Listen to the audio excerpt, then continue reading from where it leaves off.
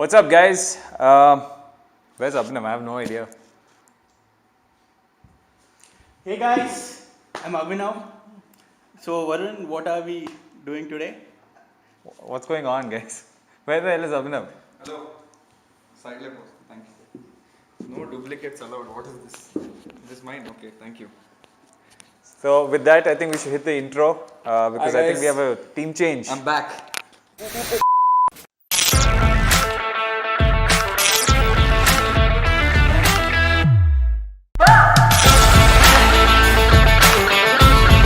Follow your passion might be a perfect question to ask and might have a perfect answer when interpreted right. Let's start tracking which stocks can actually go up and go down, or which stocks have an advantage with the vaccine coming out. Why it would have been more expensive to fake a moon landing back in those days. It's quite an interesting video to watch.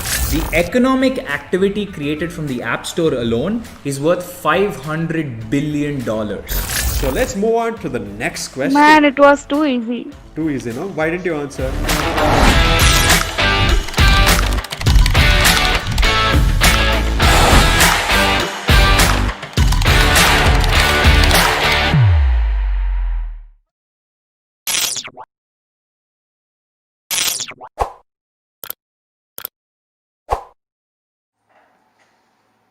Namaste. Vanakkam. What's up? Hey guys. How are you? First question, important question. Where is Abhinav? I have no idea where Abhinav is, but I know someone is sitting here claiming they're Abhinav, so that's not allowed. No, only OG content creators here. Okay. But hi guys. I think we're back and we thought we'll mix it up a bit today. Give Abhinav a slight break. You want this? What? It's your dude. I hate such mics because it's a lapel mic and it's damn annoying. But I have to put it on top He's and put it on the string, guys. and it crumples my entire Engineering 101. commerce. This is a commerce student issue. Commerce background, yeah. Okay, so Varun, what are we talking today? What's happening? So, Shashank, And this is my first time, so I don't know how this works. So please introduce. so I'll explain how this works. Okay. First, throw me that bell, please. I'll tell you how it works. Oh, there's promotion and all. Yeah, of course. Oh. Guys, you're on YouTube. Hit the bell, subscribe. That's how it works. Why That's I how don't it's get this bell on Tuesdays? I'll give it to you. Nice bell. Okay, so it starts like that. Then what Abhinav usually does is he asks me a question. And today's topic is how do you start up in college? Okay. By the way, I saw like at least when we were doing some research, my team told me that like hundreds of videos on this topic on YouTube. Okay. But none of them have actually started up in college or done anything along those lines.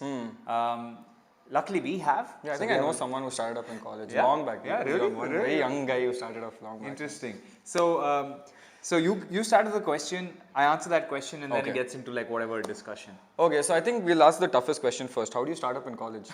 Like it's one of the most difficult questions because a lot of people actually don't understand that in college it's very difficult. It's not that easy that you can just go start up and everyone says I want to do a startup, I want to do a startup. Then there are these 100 TV series that come like, Tu Beer and stuff like that. And everyone feels they can start up in a college, but you've done it before. So you tell me what you felt, was it easy or how did it even start? Like a small storyline into your past. Sure. So look, there were 3 phases I would say in my college life where I started up technically. The third one was the most successful, the most well known. Yeah. The first 2 were they were still startups. Okay. So first we started with t-shirts. Like me, Abhinav Chikara, who became the head of design of One Academy, a couple of others. We decided, okay, we will start a t-shirt company. We will make t-shirts. We will print t-shirts for Why people. t-shirts? What? I don't know. I mean, Was it because a lot of people were into t-shirts at that point, or do you feel it was the environment that required a demand-supply kind of a thing? to be honest, I didn't know any better. Just like t-shirts. today we have internet. We know Yeah. all the, we know we can do We have design. trends and stuff like that. Exactly. yeah. Back then we had nothing. Like the internet was still in its Okay. infancy, right? At least Yeah. in India. So I didn't know what to sell. Everyone's saying, oh, t-shirts are a good business. So I said, let me try t-shirts. Okay, yeah. The interesting thing is that the first batch of t-shirts that I made, we want to have a twist on it. Okay. Everyone in my class, we would put their names at the back of the t-shirt. Okay. Say Rahul, we put his name at the back of the t-shirt. And my class is weird, right? Not everyone wanted their name. Some of them wanted Like a jersey kind of a thing. yeah, like Okay. Terminator Killer and stuff at the back of their t-shirts. I mean, that's it's their choice, right? So we had to put that on the back, and we said we will uniquely make it for all of you guys. Okay. And that came out to be more expensive than just printing one normal t-shirt. Yeah. So there are 2 ways to print t-shirts. Okay, 2 forms. At least I don't know if it's changed now, but back then, first one is ink printing. Yeah. Where the ink actually combines with your, Okay. with the fabric of the t-shirt. and then there's rubber printing, right? Where you basically print a layer of rubber Yeah. on the t-shirt, right? And that rubber is, wash resistant and stuff. Yeah. So we decided to go with rubber printing because it was cheaper, Huh. and we were recommended rubber printing by the guy. And how we found the guy was like, we just went through Just Dial, we said who's the cheapest, Random we called a general few Google people. search. Yeah, and we found somebody in, I think, Tirupur. That time Just Dial was trending more than Google at that point. Exactly. So somebody in Tirupur, right? So we ordered t-shirts, and it came, I think, during my exam period. And during my exam period, we all excitedly opened the box of t-shirts. And believe it or not, half the the ink of the rubber, like the whatever, it was leaking. Yeah. And it was a disaster because we spent I think 18,000 if I remember correctly on the t-shirt. Shit. And all of us standing in a circle and we were like, oh my god. This is How a do you disaster. manage to get this 18,000? Was it like all you guys had No, we took some money. pocket money? No, and- we took money from the Oh, students. you pre-booking? Pre-booking. We were like, Oh dude, my you want your God. t-shirt, you have to pay Okay. for it.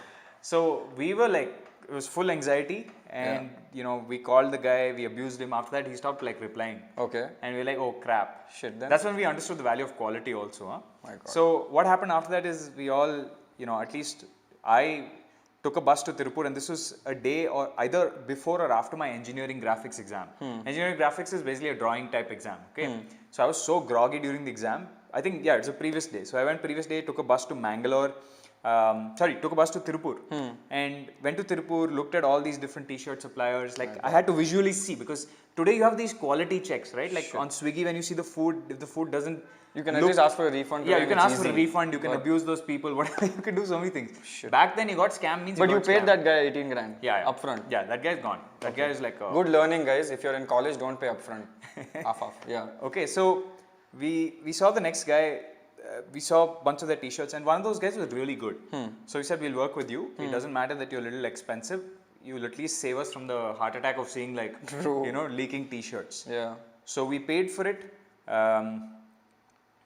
and t-shirts came. T-shirts were lovely, and then that got us into the t-shirt business, right? I think throughout the year we sold about 5,000, if I'm not wrong, t-shirts. Yeah. And we did all sorts of cool stuff. We printed like radioactive, like whatever, glow in the dark element on like an Iron Man style t-shirt. Oh, that was we even made trending. We made MIT Engineer, which was like basically a copy of one more t-shirt that we'd seen on the internet where these ingredients that you have on a juice packet or whatever when you turn around, like 10% this, 20% that, 30% this.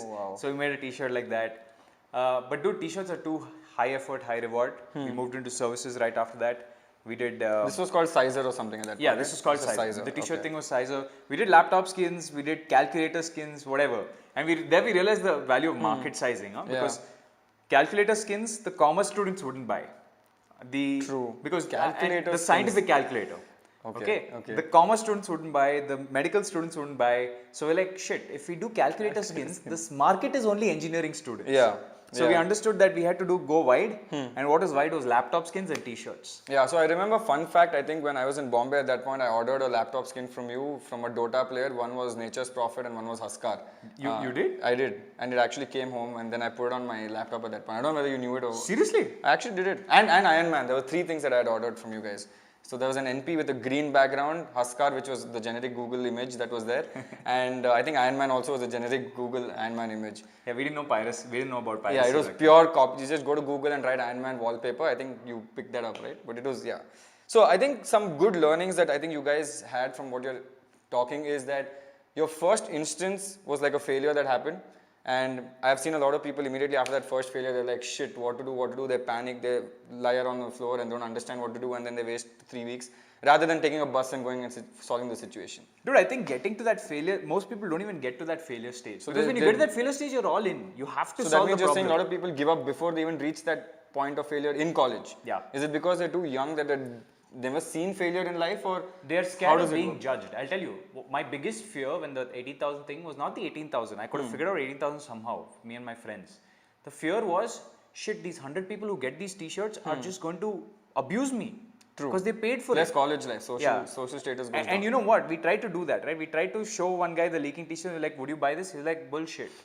Right? And he went and told the entire class, and we got scared. We were like, no, those are just practice. Yeah. I mean, dude, it was very So scary. that means society games in college work a lot when you do your startup, and then you need to shut that out and not listen to them, because I think when you fail in a college environment, they'll come and be like, useless fellow.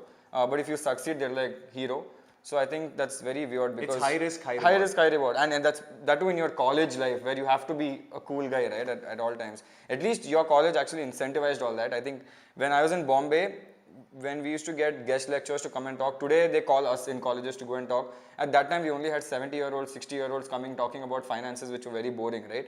And no one even spoke about entrepreneurship. The only entrepreneurship at that point was look at Tata and look at Ambani. There was no young guy. And There's no small scale entrepreneurship. and actually in 2015-16, the startup boom was not that big as well, right? Flipkart was still growing, Snapdeal was growing, and the big guys are all billionaires. So I think today, we're seeing a lot of push into a lot of colleges saying e-cell, entrepreneurship cell and stuff like that. We didn't have that much over that point of time. So no one was pushed in college to actually do entrepreneurship. So right after the t-shirts, we did services. And one of the cool things about having you here is when we did services, at least in Sizer, we did design. We did design for other people. We wrote code for other people, specifically Ruby on Rails, which is now kind of an extinct programming language. We did, yeah, these are two things. So you we did. shifted from consumer focus to business now. Yeah, because we realized that's where the money is. Like if you're talking They're about not market, engineering students. Yeah, if you're talking about market, engineering students have limited purchasing power. Yeah. They can only spend $300 or $500 or whatever. Yeah. And then you exhaust them. But and there is a way to monetize them, which is to do it at scale. Right? Yeah. You can't But Manipal all had the a total engineering colleges in India, right? Yeah. Or you go to businesses, and businesses have a lot of purchasing power. Like for them, $100, $150 an hour is nothing.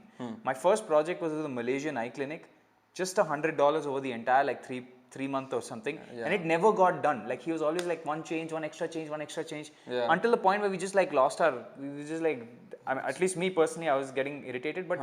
When the money came, I was like, wow, I made money off the internet. It's different by than yourself, cash. basically. Yeah. And the reason I got you here is because, Shashank, we've done the same thing with Avalon too. When we kickstarted Avalon, essentially it was And Avalon it was Labs. again for US only, not for. Yeah, it was at that time we went US, not India. Yeah, it was a services kind of business. So maybe your insight into services, like people have heard my insight into services businesses. Yeah. But I want you to give your insight into this, helping other businesses do well, like either through digital marketing or design or sales, or not sales. Sales is very, actually we've done sales also. So I think you can give insights No, I'll tell on you all. what, I think it was very funny because finished college, didn't do a startup there, finished all of that, worked for a year, got some work-life experience, not corporate experience, not a startup experience. I think my first startup experience was not in college, but when I came to Bangalore and joined you guys. At that point, Avalon Labs was only selling services products to people in the States. Right? And at this point, my confidence level was zero when it came to talking to international clients. I remember Varun used to sit and do the pitch for like 1 hour with those US clients. I'm just sitting on mute and listening to them. No finance, nothing. I'm not even uttering a word. All I say is, hi, my name is Shashank. And then Varun does the entire pitching, financing, how much to charge. And he used to always charge a lot. So that was great, which was good. And I used to learn from this. And then I think after 6, 7, 8, 9 calls, I think once Varun was like, you handle this call. I think it was not that important also, that call. You were like, you handle this. And it was horrible. I had worst experience because I think I screwed up big time on that and I didn't know how the pitch was. I was just repeating what Varun was repeating and that guy was yawning and stuff like that. I remember there was one call that went on for 3 hours with one very weird fellow. But it was very boring, okay? And then finally I realized after doing multiple iterations, after embarrassing myself like 5 times, how to actually pitch to US clients. And they have an accent and I didn't want to put on an accent just to show off like, hey, how are you and all that crap. I didn't want to do that. And I think our generic pitch was, how's the weather in US? And we used to Google weather in US and figure out that. So small hacks. Depends on whether it's Pacific time. Yeah, and if it was like too sunny, I'm like, must be too sunny out there today. And they like to show off about their life also. So that was great. But I think my first insight was that. And when you do a startup, especially a services startup or an agency, there is no set defined role. That's what I realized. Because when I came in, I thought I'm going to do finance, but then I ended up doing legal, then I ended up doing operations, and I ended up doing 100 other things. And I wanted to learn marketing as well, and all the calls that I jumped on for marketing just said one thing, funnel, funnel, funnel, funnel, till date it's a funnel. I don't understand what marketing is apart from a funnel. So I think Abhinav also was doing a lot of stuff like that. But it was a fun journey because we screwed up. I mean, I screwed up a lot at that point. You were already experienced in that. But I think we had multiple failures before reaching one proper success. And the day you reach that one proper success is when you start scaling. That's when you put the gas on and just go flying, right? And then I think immediately after that, we got an office and we got a lot of people, we hired a lot of people. Then we started India sales, because once you get that formula, okay, this works, this pitch works, this And you're able to process, make a process out of hiring. everything. Yeah. And if something fits, and by the way, to get that fit takes you forever, right?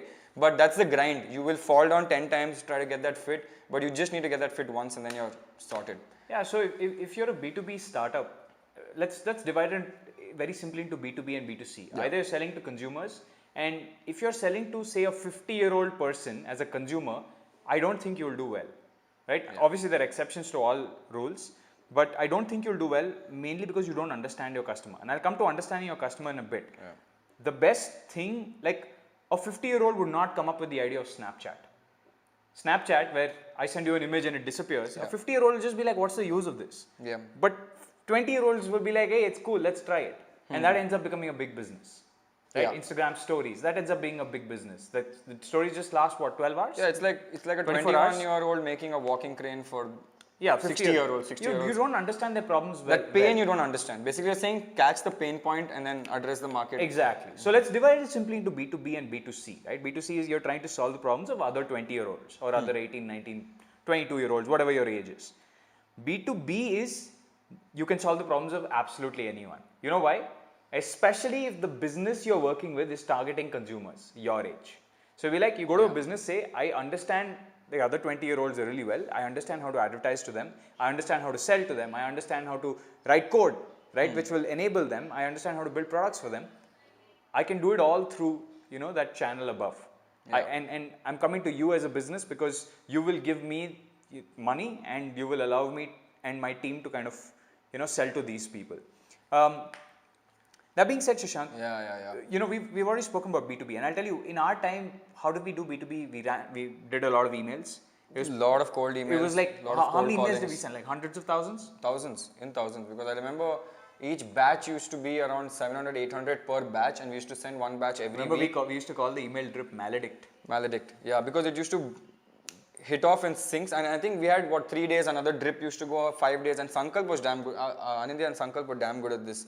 So we used to do a drip campaign, and out of like maybe 5,000 emails, we used to get like 2 or 3 replies. Yeah. Right, and we used to repeat. It was damn. It is really a huge numbers game on B2B. Yeah. And out of the 3 calls that you will get, 1 will convert. But right? I'll tell you what, that one conversion is very important, because a lot of people think I sent 5,000 emails, I got 1 conversion. But I think what we kicked off really well in B2B is once we did a good job in 2 months, we said, listen boss, you refer us. Refer us, And we will give referrals you, are the best way. Yeah. So Dude, first you do emails. That is beautiful. Get like 10 clients and then ask those 10 clients, all of them, especially if they're 30, 35 years old, they know like 10 other guys in business. Yeah. They will refer you, and then that's what I'm saying. It's very hard to go from 0 to 10 clients, easier to go from 10 to 50 clients, extraordinarily easy to go from 50 to 100, 200 clients. Yeah. Though, and it's also very easy, because I think what we did little unique at that point was we just didn't call someone and say, hello sir, can you please refer us to someone, because no one wants to refer someone, right? So we said, listen, we have Refer this and thing. we'll give you a discount. So we said, you're paying us X amount of dollars for a month. You refer us to one person, we'll give you some $500 discount in your next bill only once, right? But that same $500 extra, I'm charging the other guy. And he's going to he refers 3 people, he gets 1,500 off, but we make much more than that. So And one thing that people kind of, I saw a lot of videos on this, okay, that don't work for free, working for free is bad. You cannot build a brand without working for free in B2B. B2B, especially when you're unknown. If you're well known, sure, don't work for free, right? Because you have the brand, you can do whatever. Like I'd never work for free at this point. But if I was starting out, and especially in Avalon Labs, when we worked with a lot of businesses where they didn't trust us, day one, we'd be like, we will work for you for free for 1 month, 2 months, whatever. You see our value, then you convert. And we've done free work for so many people, it's ridiculous. no, but it was never a waste, because that built a portfolio for us. And I think even at that point, I think portfolio was the most important thing we used. Even today, portfolio is the most important thing, because nobody cares about your LinkedIn resume or stuff like that. They want to see what have you built today, right? If you're saying I'm a marketing guy, show me a marketing deck, that what you have done for, say, a company, right? And that idea sells, the workshop, the entire portfolio sells. And I think that sold us before at that point, because we used to make a very nice like a portfolio for every different sector. It was not the same for everyone. We made a sector for education, for something else we made a different one, and that sold more. It was a portfolio, and then obviously your client facing people. And it's very important, guys, when you do B2B, is that you need to listen to the client a lot. And it's People say listen to your customer. In B2C, you need to listen to the people, and in B2B, you have to listen to the client, because they'll call you at unearthly hours and just shout at you, and you have to listen. Even though it's not your fault, you have to be like, okay, fine, I agree, whatever it is, we'll figure it out, and we'll solve this problem, because that paycheck has to get transferred to you the next month, right?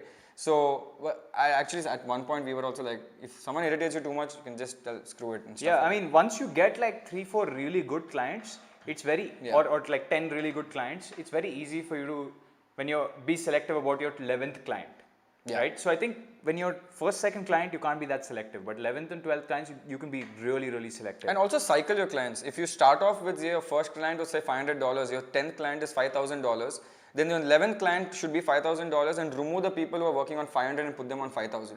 Because at that point you were small, now you're big, put the same amount of time, effort, energy on $5,000 and $500. That's something that we did as well. So we scaled to 50 employees in Avalon Labs. But one of the biggest challenges I had, Shashank, at that point, once we reached those numbers, was hiring.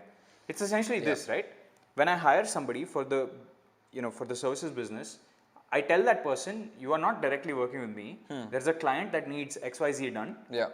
We are known to have that expertise. We will teach you certain things, okay, to get you up to speed. But your job is to work with a client. 3 months is exciting. They learn a lot of stuff. They're like, wow, now I understand this. 4th month, they're like, this is boring.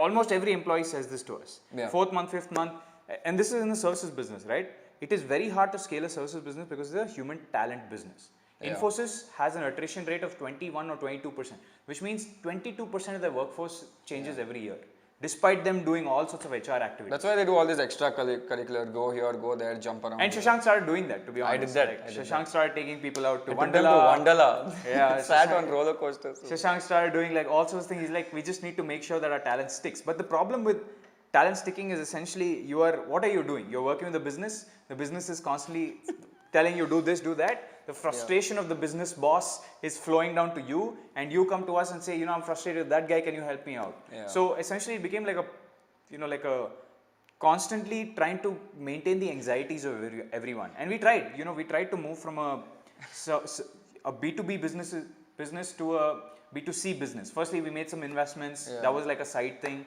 Then we said, okay, we made a few bets. Let's see if we ourselves can transition into a B2C business. It's more exciting to be a B2C. To be honest, B2B businesses, you make money. You get, not an extraordinary amount of money. You make a decent amount of money. And then it's a flat line. In terms of your mood, every day, it's very predictable. You're like, you wake up in the morning, you're like, this 5 people are going to say, I want to leave today. You have to hire another 15 people. It's very different. How was the switch for us from B2B to B2C when we started doing Avalon Meta? How was that I think switch? before that, guys, we forgot to tell you that today we have the giveaway as well in the end. So if you guys stick around in the end, I think a little more time, we'll ask you the question for that. How was the switch from B2B to B2C? I think, I think we switched from B2B to B2C while doing B2B. We didn't shut down B2B, because if you have something working, you should never shut it down until the other thing starts working. You're hedging your risk at that point. I think B2C was very different, because when it's B2B, I'm listening to the main client, one guy or maybe 2 guys calling me and saying, Shashank, something's not working, something's working. It's easier to sell a B2B yourself. Yeah, I have to convince 2 people that calm down, relax, right? I will fix the problem. But in a B2C, if there's something that goes wrong in a B2C company, then there are 30, 40, 50, 60, 70 people saying, what is this, what is happening, it's not working, right? And it's very hard to calm 70 people down saying, listen, don't worry, we're here, we'll fix it for you. Is it because the mob mentality kicks in? Is that specific to us? No, because too many people are expecting a lot of things from you, right? If it's B2B, 2 clients are expecting something, the client is expecting something from you. In B2C, you have the owners, like for example, on this live as well, there are so many people watching the live, we have to respect that, right? And they will all come back to us. So you're saying if you build an app where there's a tiny bug, which might not be your fault, like it might be because the AWS server was down for an entire day. Maybe Google crashed tomorrow, or your Android entire ratings would go down. Right? Immediately we'll see all the ratings going up. Now you can't blame them or you can't blame us, because okay, we're trying to do that. It is, yes, we have to fix it, but give us time. And I think we did this a lot in the beta time, right? When we had a separate group for Avalon Meta Beta, we kept telling them, okay, you guys found a problem, give us 48 hours, we will fix it. And we used to fix that. But I think as you grow bigger, people's patience little goes down with time. And I think every time there's something that happens on the Discord also, we're always like, okay, don't worry, we've always solved everything. I think B2C, that becomes a problem, because customers sometimes want everything super fast, ASAP, right? And you have to react ASAP in a B2C company. I can't switch off my phone and go to sleep for like 12 hours, right? Anything can happen. So But it's very exciting. super exciting. It's way more Super exciting than B2B. Super exciting It's- because a lot of people. And I think our main reason for the transition, apart from obviously we have that drive to fix education because talent started getting bad, it is also about us as entrepreneurs trying to every day we want to be on the edge. And it's fun. But I guess like at 50 I might not want to do it. Like at 27 I love make doing videos. It. No, I mean at 50 I would not want to wake up and be like what went wrong because every day I do that now. I'm in emergency No, I mode think every you'll day. still do that. Knowing you, I think you'll still do that. You will be on a wheelchair still doing that. If something went wrong, go fast in the wheelchair, but I still think you'll do that. But I think, yeah, what's exciting is you're interacting with a lot of people with different perspectives and you understand a lot about the world when you're talking to customers as opposed to talking to just one or two clients. And in the end, that's what matters, right? And as entrepreneurs, I think that is something great. Yeah. I think one question I have is I think we've spoken about B2C, the challenges of B2C and challenges of B2B. How do you pull out an idea for B2C? What's the right method? I think you should just experiment. I mean, you might have an idea. Do you feel the better way is to solve your own problems? Always, yes. If you face something, but also there's a lot of people I've seen who try to solve their own problems, but their problem is so small. They think it's a big problem. They're going to the delusion that my problem I faced, it's the biggest problem. Market sizing. Market sizing issue Calculator happens. skins. Calculator skins, right? Someone will just rub a pencil with a rubber and say this rubber is not good, I will make a new rubber. It doesn't work that way. So I think understanding a problem, then trying to figure out is everyone having the same problem? Now, are a lot of people there having, if 10 people have a problem, it's not a problem, right? So I think market sizing, a lot of people, especially in college, and in college we're all in that thing that मैं hero हूँ, I'm a hero, and my idea is the best idea. It is the next Zomato, $1 billion startup, $1 billion idea. I will come in Netflix. This is what people think. Then they don't even start. That's the problem. They're already sitting in a Netflix show, but they don't start. And when they start, first problem, this idea was not that great. And next, I'll get a bigger idea next time. Execute, do it, see what happens. Fail 2-3 times, it's fine because every time you fail, you learn something new and you just need to succeed. I keep telling this to everyone, right? You fail 99 times, you succeed once. Because if you succeed once, that's all people are going to remember. No one's going to. I like looking at the failures, but a lot of people don't. But you just need to succeed once in your lifespan of 60 years. That's it. Once. I mean, I would disagree. I think that in today's age, they will remember even if you fail. Like somebody was belting Jeff Bezos the other day. If you keep failing, they'll remember. No, somebody was belting Jeff Bezos the other day saying Amazon Fire Phone waste.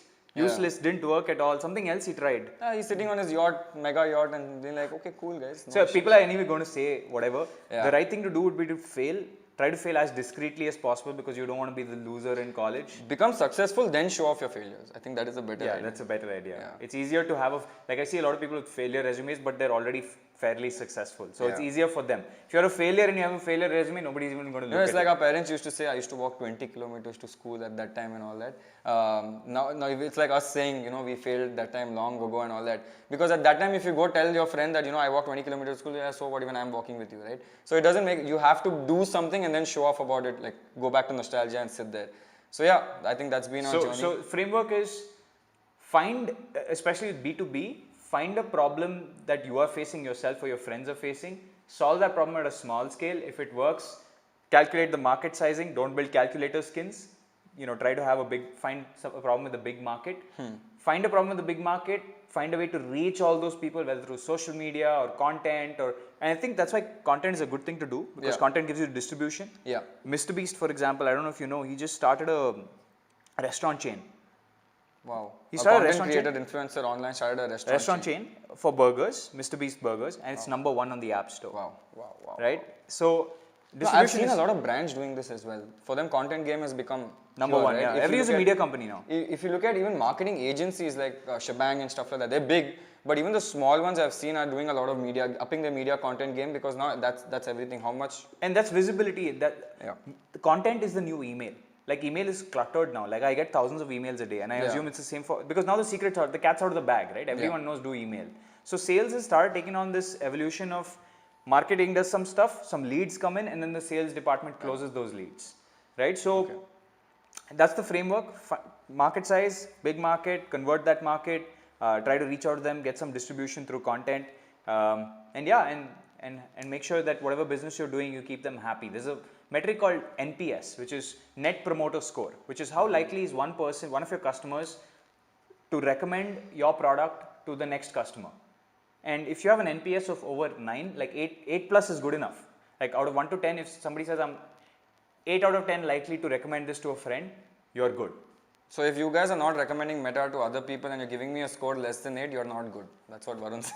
Not you're not good, I'm saying we are not good as a product. No, we will become better, but please give us above 8 if we ever ask you this. But yeah, what? Yeah, I think we're out of time. You want to do the... Sure. Let's just, I mean, careful. Let's just do the first day back B2B, only. let's just do the B2B framework quickly. B2B framework is B2B. email, lot of emails, have some skills, put a team together. Don't try to scale really large as a services company because it becomes purely about a talent management game. Referral. Yeah, referrals. Emails first, Super important. struggle, get like 5 clients, then 5 clients, beg them for referrals for the next 10 clients. Once you have 15 clients, the referral game gets really strong. Yeah. Then referrals carry you basically for your entire lifetime. It's called building a brand. All right. So you guys know about this? Back to the box. Everybody know about the box? Box mein kya hai? What's in the box? Hashtag box mein kya hai? What is inside the box? Secret. We'll anyway giving everything in Jan. As a finance person, I have kept a good budget on this. Just to tell you guys, I've not been stingy on the box. It's come to my approval and I've said approved because the box is nice and I like it. So, Question for today. we will ask you a question. You don't have to be right or wrong.